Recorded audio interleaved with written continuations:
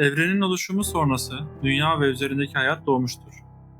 İnsansızlar evrimleşerek ilk insanlar da evrimleşerek modern insanları oluşturmuştur.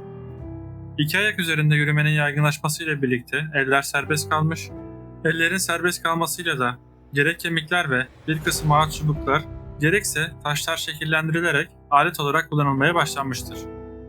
Tarihin en etkili devrimlerden birinin alet kullanımı olduğunu söylememiz abartı olmayacaktır. Çünkü alet kullanımıyla birlikte çok sayıda avantajlar kazanıldı. Atalarımız avken avcı oldu.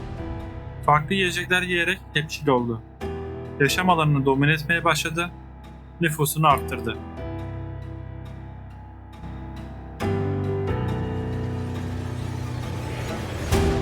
İlk insanlar yaklaşık 2 milyon yıl önce Afrika'dan kuzeye doğru göç etmeye başladı. Modern insanın doğumundan önce atalarımız dünyanın büyük çoğunluğuna yayılmışlardı.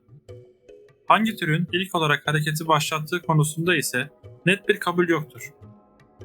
Genel kanı Afrika'dan ilk çıkanın Homo erectus olduğu yönündedir. Çalışmalar diğer kıtalara yapılan kısmi göçlerin uzun bir zaman diliminde dönem dönem dalga dalga yapıldığını ifade etmektedir.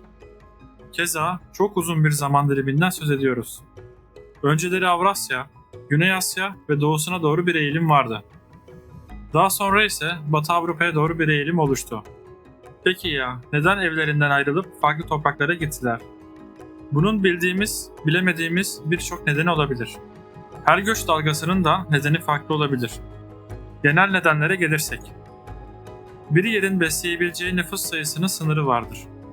Yetişen ürün sayısı, vahşi hayvan sayısı, iklim gibi etmenler doğrultusunda o bölgede sınırsız besin olamayacağı gibi sınırsız sayıda nüfus da olamaz. Nüfus, sınırının üstüne çıktığında yeni yaşam alanları aranmak zorundadır. Afrika'da hayvanlardan insanlara bulaşan hastalıkların çok yaygın olması, yer yer salgın hastalıkların ortaya çıkması, zamanla ayakların uzaması ve iki ayak üzerinde uzun yol kat etmenin çok daha az enerji gerektirmesi, iklim değişiklikleri ve yaşanan kuraklık, savanların ormanlara göre çok daha fazla yer kaplaması nedeniyle besin bulmakta zorlanılması olarak sayabiliriz. İlk insanlar genelde büyük yırtıcıların avladığı hayvanların etlerini yiyerek beslenirlerdi. Leşçilik yaparlardı. Fakat aletlerle birlikte avlanmaya başlamışlardır. Avcı toplayıcı yaşam biçimi gelişmeye başlamıştır. Avlanırlarken diğer dört ayaklı avcılarla karşılaştılar. Üstün gelmek için daha büyük gruplar halinde yaşamaya başladılar. Bu yeni dinamiklerle özellikle ilk insanlar arasında iletişim gelişmeye başlamış, ilkel olarak hayatlarını planlamaya başlamışlardır. Evrenin doğumu sonrası yaşananların özetiyle yapılan ilk taş aletleri ilişkin videomuza yukarıdan ulaşabilirsiniz. Ateşin kontrol edilmesi de çok kritik bir gelişmeydi. Fakat hangi türün ne zaman ateşi kontrol etmeyi öğrendiği bir tartışma konusudur. 2 milyon yıl ile 125 bin yıl öncesi arasındaki zaman dilimini kapsayan çok çeşitli iddialar vardır. Ama işaretler modern insanın doğumundan önce ateşin kontrolünü sağlandığını göstermektedir. Bu konuda bir birleşimin olmamasının nedeni ise ateşin kontrolünün de uzun zaman diliminde kademeli olarak gerçekleşmesi ve eski yangın izlerinin yorumlanmasının çok zor olmasındandır. Atalarımız orman yangınları sonrasında yiyecek aramayı tercih ediyorlardı. Çünkü orman yangını sonrası telef olmuş hayvanları yemek basit ve görece güvenliydi. Yangına yakalanan hayvanların eti ya çok pişmiş ya da az pişmiş olmaktaydı. Atalarımız durumu gözlemlediler. Yer yer sönmüş ama hala sıcaklık sağlayan bölgelerde konakladılar. Az pişmiş olan eti tekrar ateşe atmış olmaları da olağandır. Hatta yangını yanmamış yerler için de taşımaları çok olasıdır. Ateşin kontrolüyle birlikte elde edilen önemli avantajlara gelirsek. Alet ve silahların gelişimine katkı sağlamıştır. Mesela bir kısım taşların ısıtılarak daha sert olması sağlanmıştır. Ateşle ısınmak, iklimin tropikal olmadığı daha soğuk olduğu bölgelere açılma imkanı sağlamıştır. Ayrıca gece daha soğuk saatlerde de hem ışık kaynağı hem de ısınma kaynağı olmuştur. Normalde güneşin batışı uyuma saatini işaret ediyordu. Ama ateşle birlikte uyuma saatleri azalmış, sosyal etkileşim artmıştır. Ateşin bulunması, yakılması, diri tutulması, büyük grupların birlikte çalışmasını gerektirir. Vahşi hayvanlar ateşten korktuğundan ateşe yanaşmazlar. Ateş, ekstra koruma da sağlamıştır. Etler ve bitkiler pişirilerek çok daha kolay sindirilen ve besin değerleri açısından zengin yemekler yenmeye başlamıştır. Pişmiş yemek, çiğneme ve sindirme açısından çiğ yemeklere göre daha az enerji harcatarak daha çok enerji birikimine katkı sağlamıştır. Ateş sayesinde atalarımız ısınabildi, vahşi hayvanlardan korundu, öğünlerini pişirdi. Gecenin geç saatlerine kadar daha soğuk bölgelerde faaliyetlerini yürütebildi. Böylece sosyal faaliyetler konusunda da gelişme sağlandı. Hayatımızda ateşin olmadığını düşünebiliyor musunuz? Tarih öncesi devir hakkında taş aletler, göç ve ateşin kontrolü ile bu gelişmelerin yol açtığı sonuçlar hakkında konuştuk. Peki ya tüm bu gelişmeler geçen milyonlarca yılda atalarımızı nasıl etkiledi? Bu konuyu somutlaştırmak için iki farklı türü karşılaştıracağız. Australopithecus afarensis adlı insansı tür 3,9 milyon yıl ile 2,9 milyon yıl önce yaşamıştır. Türün ünlü bir örneği olan fosili, kazı alanında sürekli çalan Beatles'ın "Lucy in the Sky with Diamonds" şarkısından esinlenerek Lucy adı verilmiştir. Diğer tarafta ise 1,89 milyon yıl ile 110 bin yıl önce arasında yaşayan Homo erectus var. Homo erectus, Latince dik insan anlamına gelir. Lucy ile dik insanı karşılaştırdığımızda Lucy 1-1,5 metre boyunda, 30 ile 40 kilo ağırlığındadır. Dik insan ise 1,45-1,85 metre boyunda, 45 ile 70 kilo ağırlığındadır.